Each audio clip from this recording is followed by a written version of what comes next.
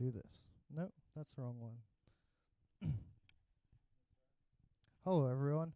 My name is Curtis. I'm standing in this corner because this is a live stream event, and it seems very strange to everyone else. Thank you for joining us here at the New Orleans Game Developers Meetup. This is the month of July 2023. If you've never been here before, we are a nonprofit that organizes this here meetup on the third Thursday of each month or most months. Here. Display with camera. There we go. Oh no, it's the wrong display. We're doing it live. Don't worry about it. There we go. Please ignore OBS. Yeah, we won't, but we can. We're the game developer, NOGD. We're the New Orleans Game Developer Organization. We're a 501c3 nonprofit. What we do is we host events like this meetup. We have Hack Night every Tuesday on Discord, which we don't really do that as much as we should. We have Showtell every other Wednesday. This slide is a lie. 7:30 p.m. at Sea Cave Arcade, hosted by our good pal Dex. We have seasonal game jams, every type of flavor and genre you can imagine. We do it. And we're trying to do more types of stuff. If you've never been here before, my name is Curtis. Thank you for joining me. I'm one of our organizers here, as well as Calder and Ben and Chris, who's in Canada, or Kanakistan, as he likes to call it. But yes, that's who we are, and this is why you're here.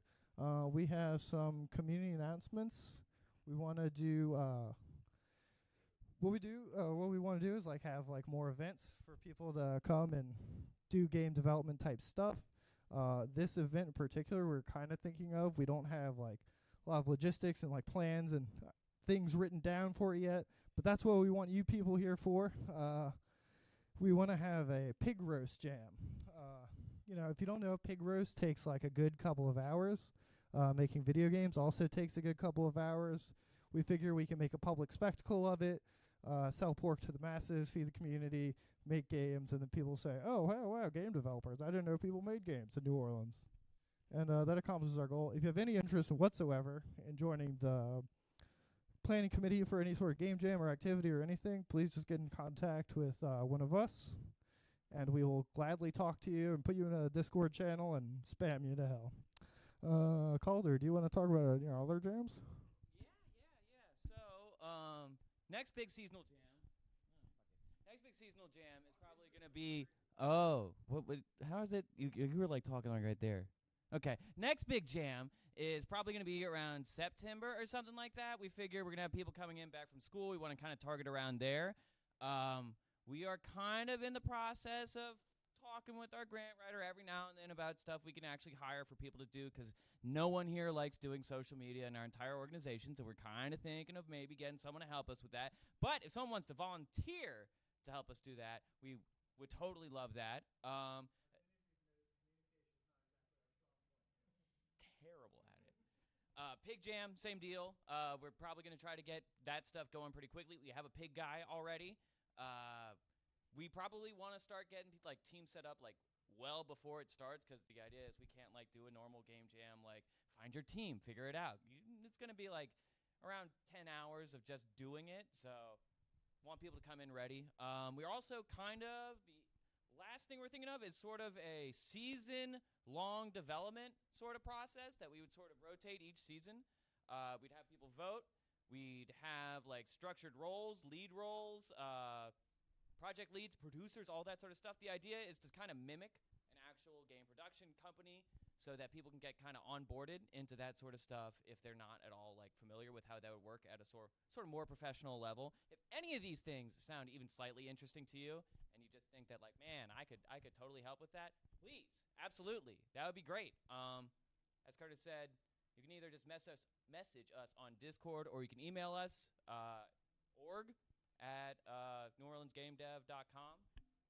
That'll do it too. But I think that's mostly what we got, huh? Yeah. So, who's never come to a game dev meetup here before? I'm not going to make you say your name into the microphone unless you want to. This goes to the internet, so you're basically doxing yourself if you do. But what I do want you to do is introduce yourself to everyone around, because we're human beings in a room, and who cares about the internet? We want to meet each other. So I'll introduce myself first. I'm Curtis. I'm one of the organizers. I talk too much, and so on. I'm Nick, musician turned indie game dev. So, thank y'all for letting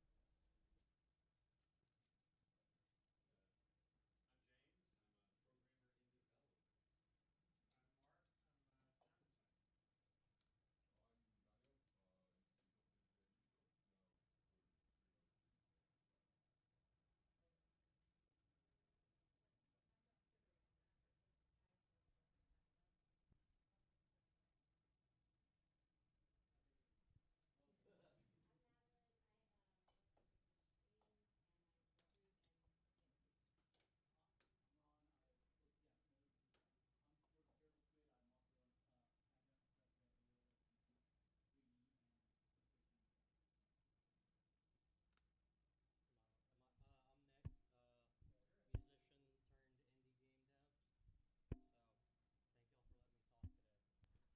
Sick. And that brings us to the next thing. Not that one. We're going to introduce our presenter, Mr. Nicholas J. Prindle. Is your middle name with J? S? Okay. Well, Mr. Nick, the floor is yours. Oh, you already have the microphone. Okay, what am I doing? I'm a goofy man. So, please, everyone a round of applause. Come on, don't be rude.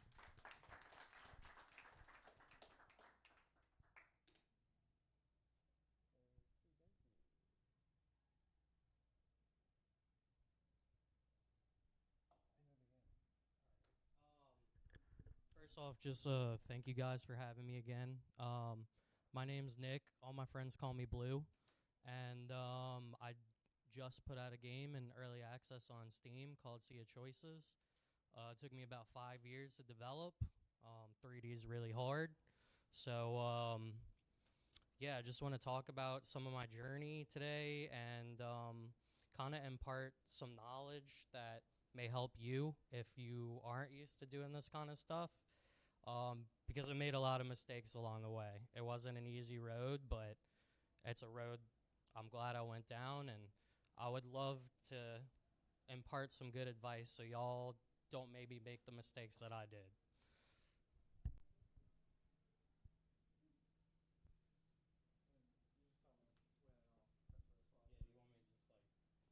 Yeah, do you want me to just like hit a? Yeah. Let me hit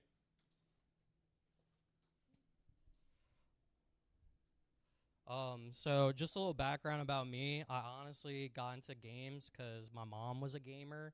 So in the 90s, I watched my mom beat Sonic the Hedgehog 2, and I was like, how do you do that?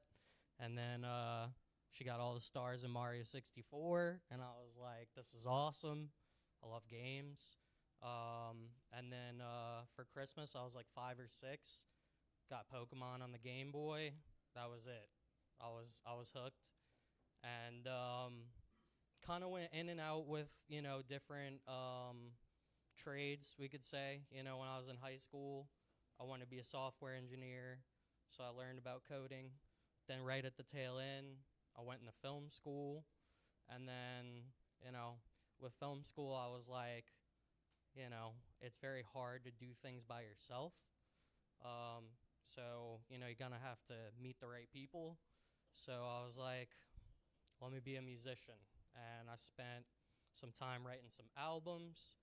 And I was like, I want to challenge myself more.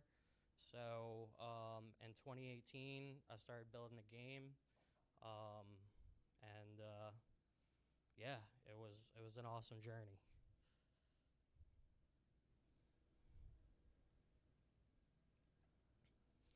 So this is just some of the things I'm going to be talking about. We can kind of blast through this. I first just want to give y'all just some solid advice that I wish somebody would have told me, and then I'll talk about making the game Sea of Choices.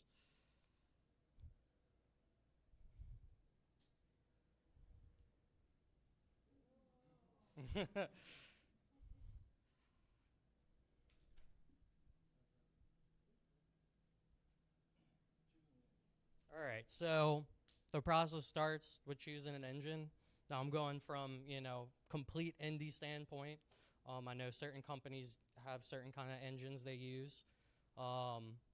So you want to weigh out the pros and cons when you first start with a game engine. I think the bigger engines like Unreal and Unity, it's really good to work with those because then you have experience. You can put that on your resume. So I've been dabbling with that for the last year, but sadly, I built the game in kind of like a niche game engine. So I'm going to talk about that and some of the like hardships that came with that. But I think taking the first step's important. So even if you are making a game in something like RPG Maker, you can still make a great game. It just takes dedication. So taking that first step, I think, is really important. So, I'm just talking about first game here. For longevity, definitely, you want to work with a bigger game engine. But if you have an idea and you want to put it out, yeah, you want to say something? It's really weird. It's called Smile Game Builder. It's basically like RPG Maker, but 3D. I knew I wanted to make a 3D game, so I had dove into something with some 3D capabilities, but I don't think that they expected someone to like put 10,000 3D models in their engine because my game takes like 5 minutes to load. So definitely regretting that a little bit. What's up, man? Yeah, how'd you end up finding that engine? I don't know. It was just like so the engine's available on Steam. I don't know. I don't know how I remember running into it, but I don't know. I demoed it and I kind of loved it, and I loved how fast I was able to implement my ideas. So I just kind of stuck with it, and all the good and bad that came with that. But yeah. So I think the first thing to help you get started that's really great is you want to make a prototype. So you got 3 separate games right here. This one on the bottom is from my game, early prototype screenshot. If you've heard of the game Spore, this is actually a prototype image of that game. And then this is actually a prototype image of Breath of the Wild. They started in 2D and implemented the mechanics that were more dynamic and then took that to 3D. So, I also feel like prototyping is a good way to learn your engine, and, if you're doing the first part of trying to make a game and get it all started, mess around with a lot of different engines. Make prototypes in a lot of different engines. Find what works best with you, and once you feel good about it, then stick with it.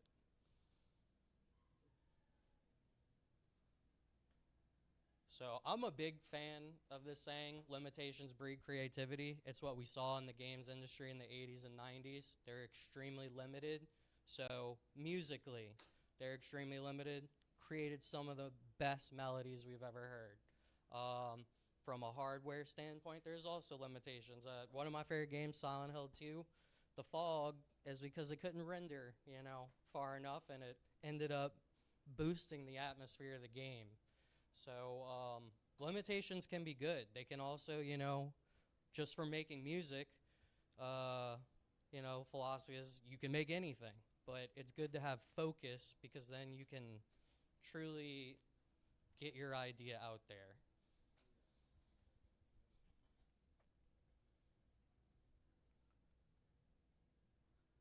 So I want to just talk a little bit about choosing a concept. I think these are just some genres of games that are popular, but I think when you do go to make any type of game, just having a theme is important, even if it's something as simple as I want to make a platformer game.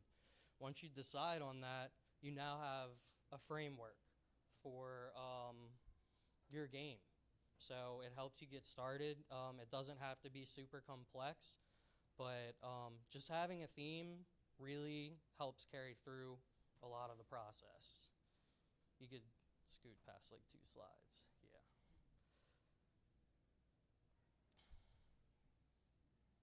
So if you're indie dev, you've probably done all the roles in game dev. You've done a little animation. done some music and programming and visuals. I think it's important to focus on what you like, obviously, and that is a good way to get started into all this. I'm a musician, but I tried to world build in my songs. So I approached this making levels the same way. And, I would make music for levels even though they weren't there yet. But some of the songs for my game soundtrack I made in the first month I decided to make a game. And they carried with me 5 years later till I was actually able to implement them how I wanted.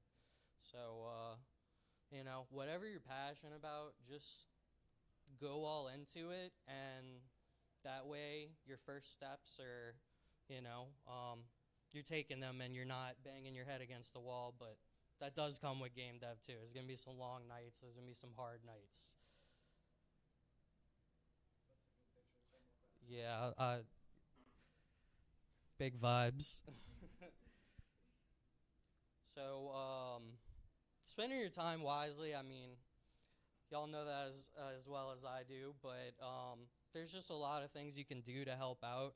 I think naturally we all look to games that we like, and we want to take influence from the games that we like and implement them. So I'm going to bring up Silent Hill 2 again. Even though I was making a game based on choices, I looked for mechanics in a lot of other games that I felt like gave the player an intuitive way to make a choice. There's a lot of games where you are very clear you're making a choice. You're picking a dialogue option, you save somebody, you don't save somebody. But I felt like if I wanted to make some meaningful choices, it needs to be intuitive. And Silent Hill 2 does this great job of giving you different endings depending on what actions you do as a player. So if you're staying on low health most of the game, you're going to get a different ending than if you're taking care of your character the whole game. So I like that concept because it encourages player choice in the moment instead of just, your typical dialogue tree choices.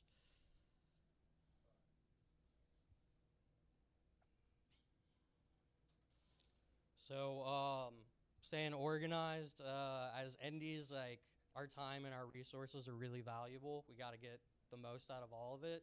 So list, staying organized, making, having different things that you can do, and making a list of it and implementing it in your game, it really helps out. A lot of my best mechanics for my game came from careful planning. So very thankful for that. This one's obvious, but just play your game constantly while you're making it. Play it constantly. Play it more than constantly. If any of y'all played Tears of the Kingdom, AGI Enuma, who just made that game, said he played the game 20 times last year to make sure it was where it needed to be. So you got to have that kind of passion for your own games. Just be passionate. Play test the hell out of it. We got some sweats down there. Something that really helped for me, just sharing demos and little snippets of the game with my close friends and family while I was making it. It helped me really early on, like, figure out what needs improvement, what, I need to cut, what I need to focus, more on or less on. For me, since I've been making music, everybody was like, music sounds really good. So I was like, cool, I don't need to focus on that. So, then I put my resources and time into other parts of game development that I was a little bit lacking on. Thing I like to do too is I like to build and get just something working first. And especially if you have multiple systems in your game, you want to build those systems and then optimize. Make sure it's working first, get it running, and then start connecting your systems together, then go through and optimize. My thing is you want to keep moving, even if it's just a little step every day. You want to take that little step every day because making games is hard. It's honestly crazy any game comes out with how much work goes into it. So, yeah, it's a lot. So, being organized. Yeah, early access. So early access has really helped me. I knew that my game was ambitious and I probably was gonna miss some stuff, and early access has kind of helped me see all the issues with my game, so I can get it out of there and get it to a full release where it's looking nice and clean. So I'm just want to talk about some of the things that I've experienced while making my game. First, this little niche game engine that I used, it was great at first, and it was a great way to get my ideas implemented, but in this last part of the process has made it extremely difficult. And I've kind of overloaded the engine. So, I know Unreal, Unity, the bigger game engines, they may be harder to get into. They may be more overwhelming, but you can make literally almost anything in those engines. So, it's worth it to stick it out. You just have to weigh out your pros and cons. I think first time making a game, just get your feet wet however you can. But you want a future in this industry, think about longevity. Think about using engines that once you get experience in them, you can put it on your resume and, get on at a company that you might want to work for. Mistakes happen, they're part of the process, so don't beat yourself up. Not every idea is going to be amazing. Even a game that you might have been working on for a while, there's problems with my game, but I'm glad I took those steps. So just trust the process and make sure you're learning from your mistakes. This is just some screenshots I have from my game. It's from all throughout development. Just little different areas. Yep, we got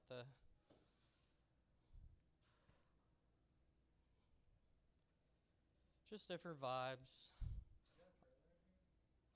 It's on Steam, but I didn't know how to put a video into the. All right, I appreciate it. So I'm gonna just break down some of the mechanics that are actually happening in my game. So I took some big risks. I feel like my biggest risk I took was I intentionally mislead the player. I'm not gonna recommend that to anyone, but for my game, I felt like I could get the player to make more intuitive choices by by misleading them intentionally and getting them to ask the question, am I really doing what I should be doing in this game right now? This seems kind of wrong. And I've watched some of my friends play it. At one point, my friend was like, these people are a bunch of bootlickers. Like, what am I doing here? And I was like, that's perfect. That's the response that I want. So, but I'm not going to go out and recommend it. I think it's kind of like music. The more you're aware of how to write music, then you know when to break the rules. So it's all about, gaming, like game design is, it's like walking a tightrope. You got to know when to give and when to take. So these are just some of the other mechanics I incorporate in my game. Early on, I thought speedrunning's huge. This is a big thing in games. So I programmed it to where the game checks how fast, it checks your playtime and then how fast you're getting to certain areas, and it'll change events depending on how fast. So if you speedrun the game, when you're playing it normally, so your first time basically playing the game, everyone's telling you you're late everywhere. Everyone's like, you're late, you're not here on time. When you're speedrunning, it's like, oh, now I'm finally on time. Everyone's like, oh, you're not late anymore. And I also found it was a cool way to change the difficulty instead of having difficulties. So if you speed run, you reach these checkpoints in the game, enemies get harder, you fight like a whole different enemy faction, you get a little bit of extra stuff. So I thought that was cool. I have this other mechanic, I just call it the RBY mechanic. It's an homage to Pokemon, but I felt like I made a game that you're going to be playing multiple times. So this mechanic, it's not random. It seems random, but basically it kind of changes things around. It's kind of under the hood, and it can spawn one of three unique characters while you're playing, and it also changes the color in a lot of areas. So if you're playing the game and you see a lot of red and you see this cool red guy, probably on the red playthrough, but some people might get blue or yellow. So thought that was a cool way to kind of keep it fresh. You know, I'm very if since I was playtesting the game so much, it's like I needed that. You know, I was like, I didn't want this environment to be static. I want it to be dynamic. And last, we had multiple endings. A lot of game with multiple endings. I felt like some of my endings were a little bit brutal. So I developed a cheat code system. So that way, even if you're getting the bad ending, you get a cheat code. You can use it on your next playthrough. It helps you out. Since I have like a JRPG turn-based style game, I felt like who wouldn't want cheats? Like, do I really have to grind Cloud to level 99 each time? Like, I beat this game 3 times. You know, I want that big boost. So I kind of implemented that stuff because I didn't see many JRPGs with cheats. I just want people to have fun. So that came from just the 90s, you know, big head mode and GoldenEye, all this silly stuff. Like, just wanting people to have fun and have cheats that you could boost yourself the next time you play the game, no matter what ending you got. And that's it, guys. I just want to thank y'all for letting me talk about this and being so warm and receptive and welcoming. And I really appreciate being here and hope to talk to each and every one of you after this presentation. Thank y'all.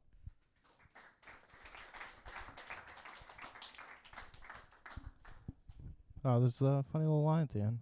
You just put down. Thank you for presenting. It's great. Does anyone have any questions? Actually, before we get to questions, yeah, I'm just gonna pull up the trailer right quick. I'm gonna switch this to just the camera, so in case something that's not supposed to, that's Google Chrome, not Discord.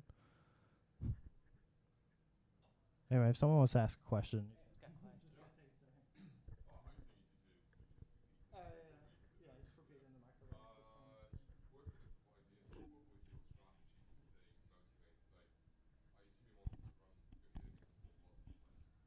Worked on it for 5 years. How'd you stay motivated?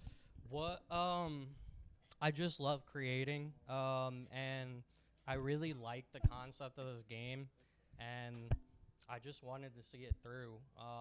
And I knew that you know, it's a really tough industry, but I love creating and I love games, and I kind of fell even more in love with creating after going through this process. And you know, the music I made honestly really helped too. I kind of made that early on, and I was like seeing the level, even though they weren't there yet. I would just listen to music. I was like, we got this. If the game is half as good as this music I made, we're okay. So I kind of just try to keep my head up, but there was so many times when I wanted to give up too. I'm not gonna lie. It was really hard. I had no experience with 3D, so that was extremely hard. I feel like I'm only now just starting to understand 3D. So, but the things that I learned from even the hard moments, it really made it worth it. So I'm glad I stuck it through. So, yeah. I'll just show the trailer here for Sea of Choices here. I don't want this video to go on YouTube without people even seeing the. Well, look at this in. Without seeing like some gameplay of the trailer, the music, and everything. It's a whole deal. You know, this man came here to talk to us. It's a multimedia experience.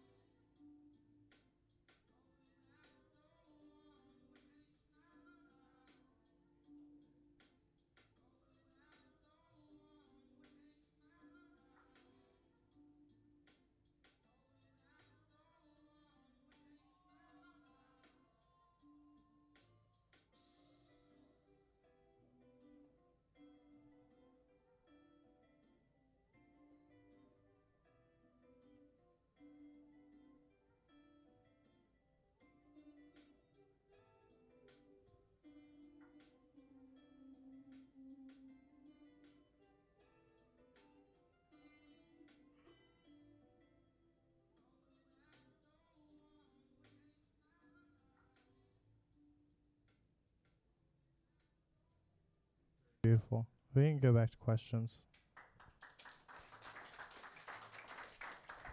Thank you.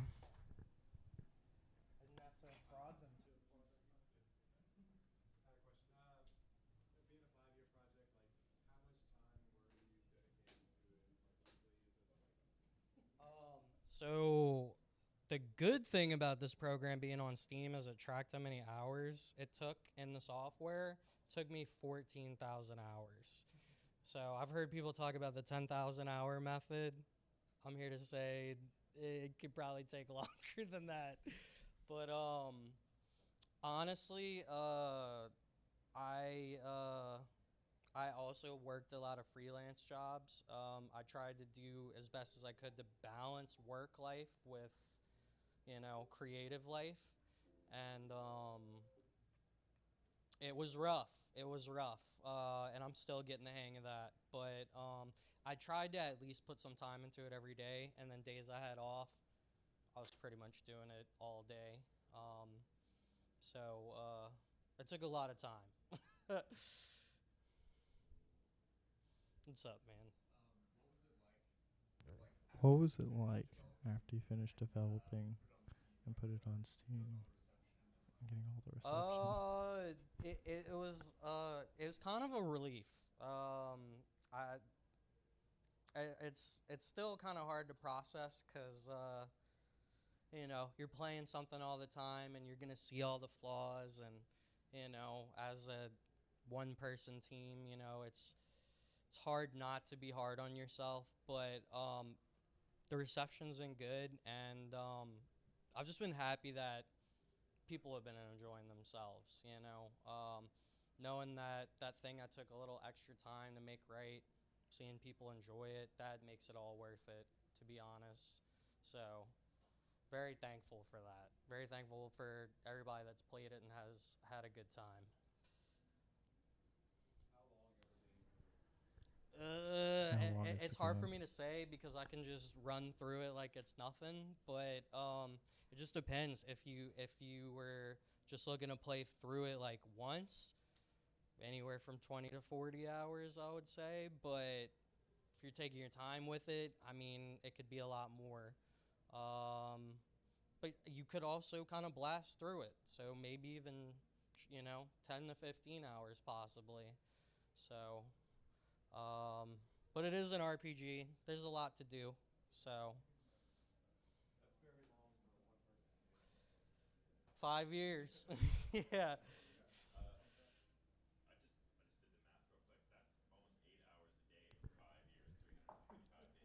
That's 8 hours a I day for 5 years. Yeah, thank you.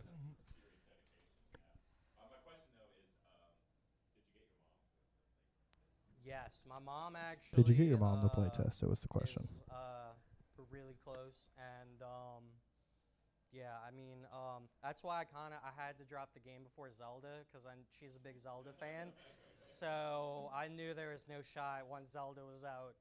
So but she honestly kind of play tested at different points in development, and just little comments she would make kind of helped me make the game better. So that's why I talked about let people that are close to you, play your game. I love the story about Cuphead where they had everybody on their block working on the game with them by the time, before it was ready. The guy that did the music lived down the street, and they quit their jobs and kind of put everything into it. They had their family there play testing it with them. So if you're passionate about something, people will see that. The people that care about you, they'll help you out. They want to see you succeed. So I worked for the character design that was shown at the very beginning of the trailer. I'm a huge Persona fan. I love the character portraits. One of my friends in high school been drawing characters since we were 16. So I commissioned him to do the portraits, but I made all the 3D assets and stuff myself. But I'm not the strongest at character design, so it's really beneficial to have someone that had an eye for that, and then it helped me with the 3D process because I just was like, well, if I can get the model to resemble the art, we're good. So Blender. Yeah. It's free. I'm broke. It's crazy. I can't believe that's a free program. I can't believe that's a free program. But honestly, a lot of game engines are free. I can't believe Unreal, they're just like it's free, and what is it? You make over $1 million and then you pay them? Sign me up. Like, Because you spend most of your time doing music, programming, art, design. Like, how does that break down? so for me, having spent over 10 years making music, I'd say that's like second nature almost. I don't think about it, I just feel it out, which is one of the luxuries of just music in general. You can just kind of vibe and sometimes make something great. But I would say most of the time actually was spent playtesting and working on the mechanics.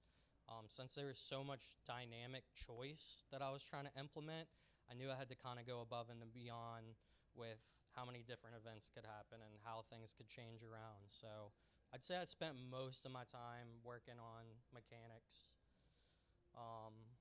The art style came together pretty early on just because I'm a huge fan of PS1, PS2 era games, and that feels more attainable now from an indie development standpoint with all the technology we have. So, yeah,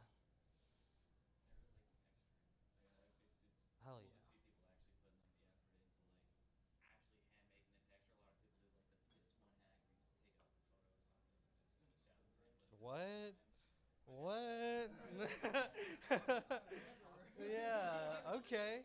No, good repeating tile sets. That's one of the reasons I talked about limitations, because that game engine did not let you put in a model that was over 7,000 polygons. So it just kind of forced everything to look. Yeah, exactly. So it kind of forced everything to. That's why I say like limitations can be great, because I feel like I would have still been messing with 3D models if I didn't have those limitations on me. Watching the trailer, you can see that this is a love letter to RPGs. Love the obligatory fishing and the Right. Pokemon, the conveyor belt puzzle. What would you say is your biggest influence? If you had to pick one. Oh, that's tough. That's really tough. I guess I could say Pokemon, because for me, that Christmas when I was 6 years old and I played Pokemon Blue till the game timer stopped counting. I think it stopped at like 255 hours, but I know I went into the thousands with it. And I don't know. It's just I played games with my mom growing up, but that was like my first game that like I was able to like play on my own and tell her about my experiences. And just also too, I mean, it was a cultural phenomenon. We're showing up with our Game Boys to school, and we had the trading cards, and I went to Toys R Us, and I would battle people with cards and on the game, and they would get mad because I was young, but I was good. Yeah, yeah. But but a lot. I think I draw from a wide range. Musically, I draw heavily from Persona. I think the music but Final Fantasy 2. I love a good, strong soundtrack in a game. I feel like that has started to go by the wayside, but strong themes belong in games. I love a good melody, and That leads me to my second question. Do you want to get together and play some Undertale music later? yeah, I'm down. All right. So, what would you do differently next time you make a game? Next time, well, definitely, I moved to. I've been using Unreal Engine for like the past year, so I'm definitely not using like a niche game engine. That's the biggest thing. The optimization is almost impossible for me. There's just areas that I have to accept, kind of hit 20 frames in my game, and I just have to. I only have a couple particle effects, but that's enough to throw the game engine for a loop. So, I definitely want to do something where I'm not going to be stifled, at any part in the process. But, honestly, want to try my hand at more like pixel art. That's not, even though I'm in Unreal, I kind of feel like that would be cool to kind of mess with pixel art and maybe try and do some, other features that I would like am interested in. Like I really like online gaming, so I'd like to explore some online stuff.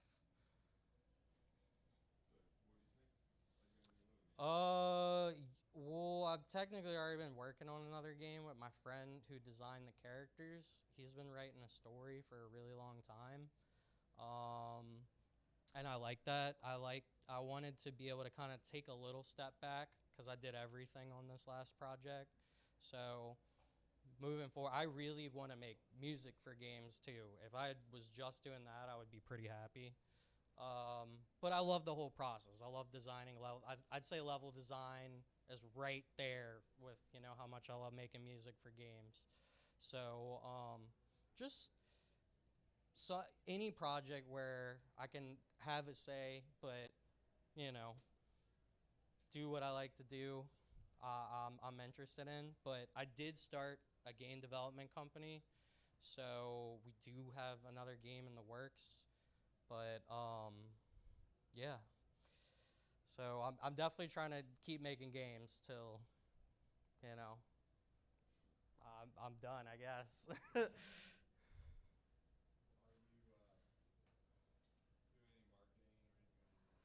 So I've been trying to just kind of fix some of the issues I saw first. I'm like kind of like afraid to like start doing the heavy promotion until I'm sure everything's perfect. But I wouldn't say any traditional marketing. I mean, I've talked to people that know me, and they told people, and it's doing all right. But yeah, I definitely want to.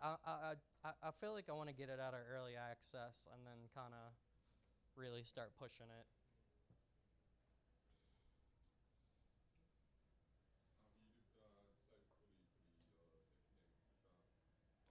Wait. Oh.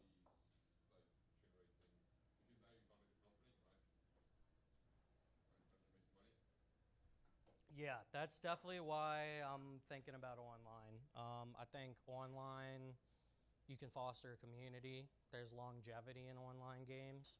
So to me, that's what I think. I made this game, for me. It's definitely, like he says, kind of a love letter to things I grew up with. But yeah, as far as the company goes, the next game that I'm working on hopefully really grows the company. So that's my goal for it. How many years until the Sea of Choices MMO? Right. Probably a while. I would honestly love to make a sequel to this game, but I would love to have a team. I would love to not do it alone. Lots of it's just more fun to build stuff with other people, and that's really where I'm just trying to get to. I feel like this is kind of my resume now. You could show this to anyone, they're like, that guy's devoted. So I really would love to work with other people and just help other people explore their visions. That's what's awesome about gaming is you can bring your vision to life. I love watching documentaries about huge games being made. Like the other day I watched a documentary about some of the developers. Not like it wasn't put out by Bethesda. It was just some of the developers who worked on Skyrim. And they were just talking about this guy was passionate about animating dogs, and this guy was passionate about working on spells, and they would show up to work like, I'm gonna make the coolest looking dog ever, and he's like, well, I'm gonna make a dragon. So it was just this nice. I love that pushing people forward, but in a positive, kind of friendly competition way. I'm really into that, and I think games, when you have all hands on deck and you have a bunch of people coming together with a common goal in mind, that's where things get really, really exciting.